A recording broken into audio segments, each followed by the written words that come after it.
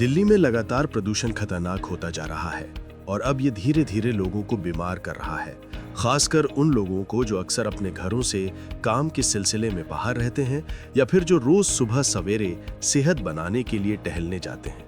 लेकिन अब यही हवा उनकी सेहत खराब कर रहा है। वायु प्रदूषण का स्तर इतना बढ़ गया है कि लोगों को अब मॉर्निंग वॉक जैसे रूटीन भी छोड़नी पड़ रही है। सुप्रीम कोर्ट के मुख्य न्यायाधीश जस्टिस सूर्यकांत ने भी मॉर्निंग वॉक बंद कर दिया है। उन्होंने एक मामले की सुनवाई के दौरान खुद ही इस बात की जानकारी दी है। लोकसभा में विपक्ष के नेता राहुल गांधी ने दिल्ली में वायु प्रदूषण को लेकर केंद्र सरकार की चुप्पी पर सवाल उठाए हैं। उन्होंने संसद के शीतकालीन सत्र में इस मुद्दे पर विस्तृत चर्चा कराने और प्रदूषण से निपटने के लिए ठोस कार्य योजना लागू करने की मांग की है। राहुल गांधी ट्वीट किया, बच्चों का दर्द सबसे गहरी चोट की तरह माओं के दिल में उतरता है। दिल्ली में प्रदूषण के खिलाफ लड़ रही ऐसी ही कुछ साहसी माओं से मिला। वे अपने ही नहीं पूरे देश के बच्चों के भविष्य को लेकर डरी हुई हैं। जहरीली हवा से छोटे छोटे बच्चे फेफड़ों, दिल और मानसिक बीमारियों का शिकार हो रहे हैं।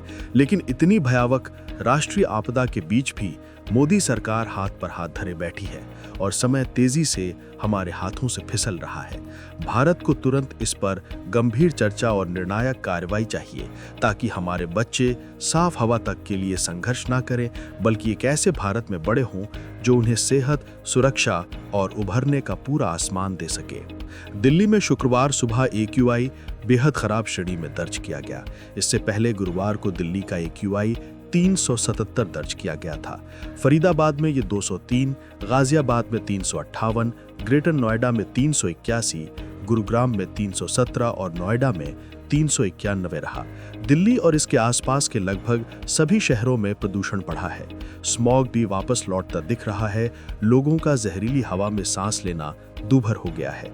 वैसे प्रदूषण में जरा सा सुधार होते ही CM रेखा गुप्ता ने ग्रैब 3 हटने का फैसला ले लिया, जिसके बाद दिल्ली में कई सख्त पाबंदियों को वापस ले लिया गया है।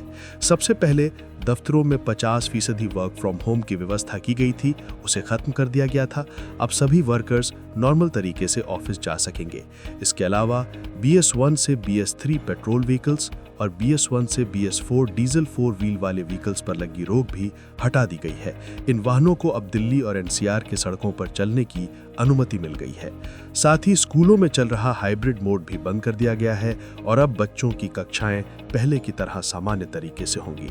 दूसरी तरफ दिल्ली में इस ढील के 48 घंटे के बाद ही प्रदूषण फिर बेहद खराब स्थिति में पहुंच गया।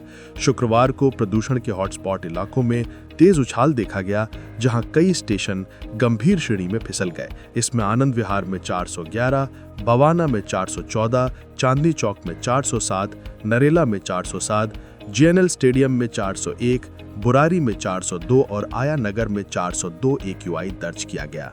फिलहाल के लिए इतना ही। बाकी अपडेट के लिए बने रहिए वन इंडिया हिंदी के साथ। Subscribe to One India and never miss an update. Download the One India app now.